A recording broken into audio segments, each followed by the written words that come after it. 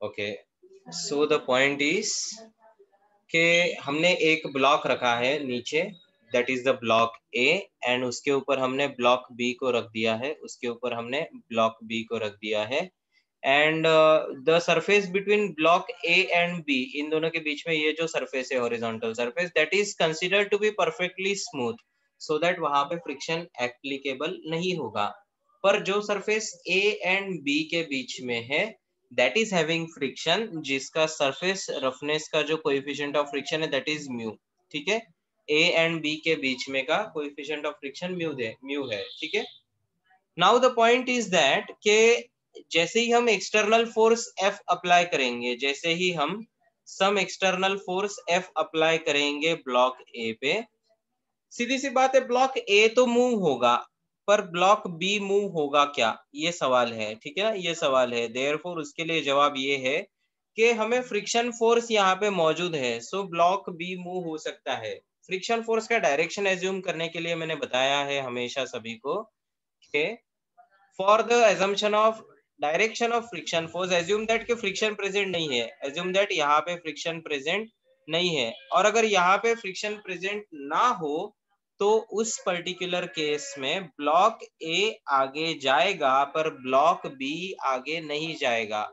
Therefore with respect to B, block A आगे move हो रहा है, तो नाउ उस बेसिस पे हम फ्रिक्शन का डायरेक्शन कैसे डिफाइन करेंगे कि अगर फ्रिक्शन ना होने पे ब्लॉक ए बी के विथ रिस्पेक्ट टू आगे जा रहा था, अगर फ्रिक्शन ना होने पे ब्लॉक ए आगे जा रहा था, तो ब्लॉक ए पे फ्रिक्शन पीछे के डायरेक्शन में लगाओ। इसीलिए मैंने फ्रिक्शन का डायरेक्शन ए पे पीछे के साइड से लगाया, and due to action equals to reaction, block B पे फ्रिक्शन लगेगा आगे। Due to action equals to reaction, same amount of friction force block B पे आगे लगेगा। ठीक है, this is what is the basic idea for this condition. अब हम आगे बढ़ेंगे कि मिनिमम कितना फोर्स चाहिए या मैक्सिमम कितना फोर्स चाहिए, एटसेट्रा एटसेट्रा क्या है करके कंडीशन। तो इसके लिए हमें ये चेक करना पड़ता है कि रीजन बिहाइंड मोशन क्या है। We have to check the reason behind motion, reason behind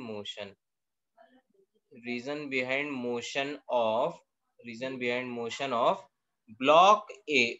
block A का मोशन क्यों हो रहा है, मतलब कौन से फोर्स के कारण ब्लॉक ए का मोशन हो रहा है, अगर ये चेक करना हो then you have to see that के ब्लॉक ए पे कौन से फोर्स लग रहे हैं। ब्लॉक ए पे कौन से फोर्स लग रहे हैं, ब्लॉक ए पे सामने के डायरेक्शन में फ्रिक्शन फोर्स लग रहा है, ब्लॉक ए पे सामने के डायरेक्शन में फ्रिक्शन फोर्स, और सॉरी एक्सटर्नल फोर्स लग रहा है, ब्लॉक ए पे सामने के डायरेक्शन में external force, and block A पे ही पीछे के डायरेक्शन में फ्रिक्शन फोर्स लग रहा है। Therefore reason behind motion of block A is external force F minus friction force why, friction force is going to oppose the motion and external force F is going to help the motion, इसलिए F minus F. रही बात block B की, तो block B के reason behind motion है सिर्फ और सिर्फ फ्रिक्शन। ब्लॉक बी का रीजन बिहाइंड मोशन है सिर्फ और सिर्फ फ्रिक्शन। ठीक है, this is what is the basic idea behind this. Now coming further, what is going to happen is के अब अगर ऐसा मोशन होने वाला है, let us say due to this net force on the system is going to have some motion, तो acceleration of system मतलब मैं दोनों ए एंड बी पकड़ के कह रहा हूं, हमें चाहिए कि दोनों ए और बी साथ में मूव हो, तो उस पर्टिकुलर केस में एक्सेलरेशन ऑफ सिस्टम होगा net force. Acceleration of system होता है net force, F net divides total mass. यहाँ पे नेट फोर्स क्या लगेगा, दोनों को पकड़ के नेट फोर्स लगेगा, ए का है capital F minus small F plus B का है स्मॉल एफ। ये हो गया नेट फोर्स। देखो ये सामने लगा एक्सटर्नल एफ, ये पीछे लगा माइनस एफ, और सामने फिर से लगा एक्सटर्नल स्मॉल एफ, इसलिए नेट फोर्स हो गया capital F minus small F plus small F divided by total mass. Total mass होगा mass of A plus mass of B, mass of A plus mass of B, ये हो गया acceleration of system. ठीक है, which will eventually become acceleration of system, ये minus F plus F cut जाएगा, and we will get that acceleration of system is external force F divides mass of A plus mass of B. Now you need to understand the fact that के जैसे ही हम external force बढ़ाएंगे, जैसे ही हम external force बढ़ाएंगे, उसको कोई लिमिट नहीं है, एक्सटर्नल फोर्स कितना भी बढ़ सकता है, इट इज लिमिटलेस। आप कितना भी फोर्स बढ़ा दो तो ए तो मूव होगा, क्यों? क्योंकि एक्सटर्नल फोर्स तो बढ़ जाएगा पर फ्रिक्शन फोर्स बहुत नहीं बढ़ेगा। फ्रिक्शन फोर्स को कुछ ना कुछ लिमिटेशंस है, फ्रिक्शन फोर्स को कुछ ना कुछ लिमिटेशंस है। एक्सटर्नल फोर्स तो खैर कुछ भी बढ़ जाए, पर maximum amount of friction force कितना लगता है? It is mu into normal reaction N. इसीलिए ए का मोशन क्रिटिकल नहीं है, ध्यान से समझना। ए का मोशन क्रिटिकल नहीं है, क्यों? क्योंकि हम एक्सटर्नल फोर्स को कितना भी बढ़ा सकते हैं तो ए तो मूव होगा, पर जैसे जैसे हम एक्सटर्नल फोर्स बढ़ाते जाएंगे फ्रिक्शन नहीं बढ़ेगा। फ्रिक्शन का एक मैक्सिमम लिमिटिंग वैल्यू आएगा, उसके बाद में वो बढ़ेगा नहीं। इसीलिए इसीलिए हम बी का मोशन को ज्यादा क्रिटिकली देखेंगे, ठीक है ना? Now we know that what is the acceleration of system. Acceleration of system है external force by mass of A plus mass of B, ठीक है? This is what is the acceleration of system. And now we will focus our study on B. हम B पे focus करेंगे, ठीक है? Okay okay, now we will focus our study on B. तो इसमें क्या होगा, बी में देखो, to move the block B with acceleration है, बहुत ध्यान से समझना। एक ब्लॉक बी है, एक छोटू सा ब्लॉक बी है, जिसको आपको एक्सेलरेशन ए से मूव करना है। ये एक्सेलरेशन कितना है? ये वाला एक्सेलरेशन की बात कर रहे हैं हम। अगर हम ब्लॉक बी को एक्सेलरेशन ए से मूव करवाना चाहते हैं तो हमें फोर्स लगाना पड़ेगा according to Newton second law. तो according to the second law required force कितना होगा? रिक्वायर्ड फोर्स कितना होगा? F required will be equals to F required will be equals to according to second law, F required will be equals to mass into acceleration। मास कितना है? मास of B है, it is mass of B into acceleration of A, acceleration of system, it will be A। So according to second law, अगर B को आपको acceleration A से move करवाना हो तो उसका फोर्स रिक्वायरमेंट होगा mass of B into acceleration A। Got my point? And we know that acceleration का वैल्यू क्या है? It is F upon ma plus mb। therefore it will be mb into external force by ma plus mb। okay, see, this is what is the requirement force, mass of B into external force। now अभी ध्यान से सोचो, फिर से मैं बता दूं कि रिक्वायरमेंट कितना है? It is mb into external force by c। Requirement कितना है? b को उस एक्सेलरेशन से, ये सिस्टम के एक्सेलरेशन से मूव करने के, ये एक्सेलरेशन से मूव करने के लिए रिक्वायरमेंट कितना है? It is mass of b into acceleration of b, which is acceleration of ये। तो वो रिक्वायरमेंट कौन प्रोवाइड कर रहा है? बी को प्रोवाइड कौन कर रहा है? ये रिक्वायरमेंट जो है, whatever is the requirement of B, वो रिक्वायरमेंट प्रोवाइड कौन कर रहा है? वो रिक्वायरमेंट जो है वो प्रोविजन की गई है फ्रिक्शनल फोर्स से। Got my point? This requirement of the force is provided by frictional force. बात समझ में आ रही है? ध्यान से देखो, जब हमें B को एक्सेलरेशन A से मूव करवाना है तो हमने बोला कि रिक्वायरमेंट कितना है? It is mass of B into acceleration of B। Acceleration of B हमने दोनों को साथ में मूव किया, इसलिए acceleration of system, and therefore it is mass of B into external force bye ma plus mb। ये हो गया requirement. This requirement is provided by, ध्यान से समझो, this requirement is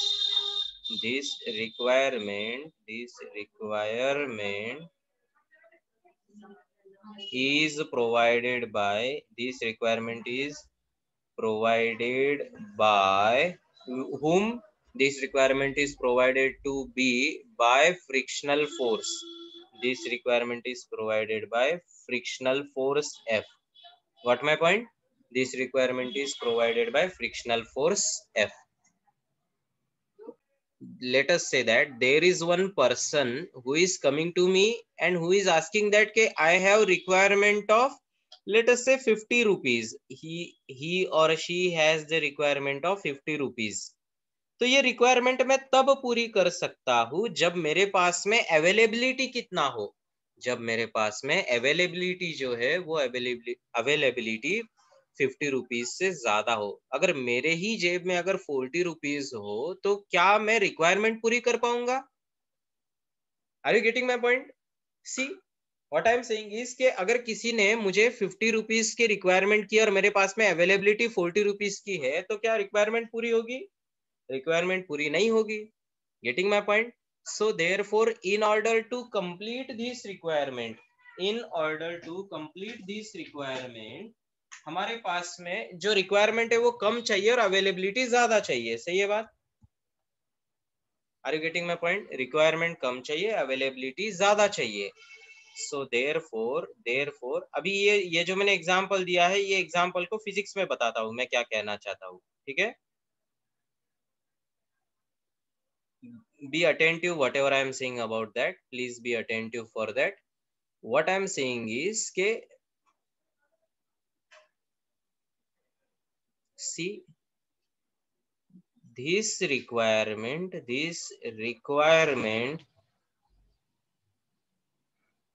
will be fulfilled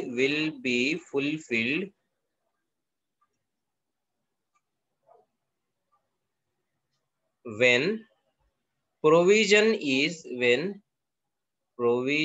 is more than requirement, more than requirement, मतलब when availability is more than requirement. So therefore requirement will be fulfilled when provision is more than requirement. सही है बात? Requirement कम चाहिए और availability ज्यादा चाहिए। Therefore requirement कितना है? F required must be less than or equals to F available. सही है बात? F available सही है। F available कितना है? F available मतलब जो प्रोविजन करेगा वो कौन है? वो फ्रिक्शन फोर्स है। Therefore F रिक्वायरमेंट है मास of B into external force by mass of A plus mass of B। सी यहाँ से लिया मैंने, ये जो रिक्वायरमेंट है यहाँ से उठाई है। सी ठीक है ना? This is what is the requirement जो मैंने यहाँ से उठा दी। ठीक है? And it must be less than और इक्वल्स टू अवेलेबल। कौन है? Maximum friction.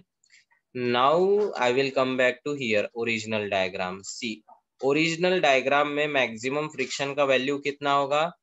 F max will be maximum friction force होगा, it will be mu multiplied by normal reaction. Normal reaction कौन सा? Be very attentive. ए और B के बीच में का या ए एंड ग्राउंड के बीच में का? सवाल ये है कि नॉर्मल रिएक्शन कौन सा, ए और बीच में जो है वो या ए एंड ग्राउंड के बीच में है वो? Be very attentive. तो सवाल ये है कि फ्रिक्शन कहाँ पे लग रहा है? फ्रिक्शन लग रहा है ए एंड बी के बीच में। देयरफॉर नॉर्मल रिएक्शन कहाँ की कंसीडर होगी? नॉर्मल रिएक्शन कंसीडर होगी ए एंड बी के बीच की। सही है? ए एंड बी के बीच की नॉर्मल रिएक्शन कंसीडर होगी। Therefore it will be mu into normal reaction A and B के बीच में कितना आएगा? It will be mass of B. Therefore it will be mu into mass of B into G, mu M into G. Weight of B वहां पे normal reaction होगा। ठीक है ना? देयरफॉर एम बी इंटू, ये जो इसी को वैसे का वैसा कॉपी करेंगे, it will be M B into external force by M A plus M B. It will be less than और इक्वल्स टू मैक्सिमम फ्रिक्शन होगा mu into mass of B into G. ठीक है? Now देखो मास of B यहाँ से कटेगा and and what we get is, ये mass of A plus mass of B, ये जो सिस्टम है इसको राइट साइड को भेज देना. We will get that F must be less than और equals to mu times mass of A plus mass of B into G. ठीक है ना. F must be less than और equals to mu times mass of A plus mass of B into G. ठीक है ना. अब ये इसका फिजिकल मीनिंग क्या है? इसका फिजिकल मीनिंग ये है कि अगर आपका एक्सटर्नल फोर्स ये अमाउंट से कम आए, अगर आपका एक्सटर्नल फोर्स ये अमाउंट से कम आए तो दोनों साथ में मूव होंगे. क्यों? क्योंकि रिक्वायरमेंट फुलफिल हो जाएगी और दोनों साथ में मूव होंगे. और अगर आपने एक्सटर्नल फोर्स उससे ज्यादा कर दिया, लेटर से एक्सटर्नल मैक्सिमम फोर्स चाहिए 5 न्यूटन और आपने 6 न्यूटन लगा दिया ना, तो ए अलग मूव होगा और बी अलग मूव होगा. क्यों? क्योंकि ए का एक्सेलरेशन ज्यादा होगा और बी बेचारा दुर्भाग्यवश जो फ्रिक्शन के कारण मूव हो रहा था वो उतना स्पीड से उतना एक्सेलरेशन से नहीं जा पाएगा. इसीलिए अगर दोनों को साथ में मूव होना है, अगर दोनों को साथ में मूव होना है तो external force must be less than और equals to mu times M A plus M B plus mu times M A plus M B into G. एक बार वेरी वेरी शॉर्ट में मैं पूरी स्टोरी फिर से रिपीट करवा देता हूँ. Please be very attentive so that आपको आइडिया आए. सी, ए और बी हमारे पास में ब्लॉक्स थे, हमें दोनों को साथ में मूव करवाना था. हमने ए पे फोर्स लगाया, तो अगर दोनों को साथ में मूव होना हो, ठीक है ना,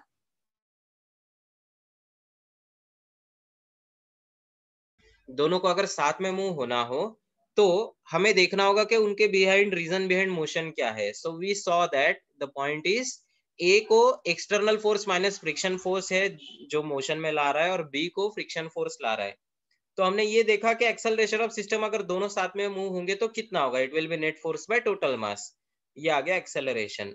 नाउ हमने ये भी देखा कि फ्रिक्शन फोर्स के वजह से अगर बी मूव हो रहा है तो वो क्रिटिकल है and therefore B friction force के कारण मूव हो रहा है. इसलिए हमारे पास में जो रिक्वायरमेंट है फोर्स बी पे लगाने की वो कम चाहिए अवेलेबिलिटी से. अवेलेबल कौन है? फ्रिक्शन फोर्स है.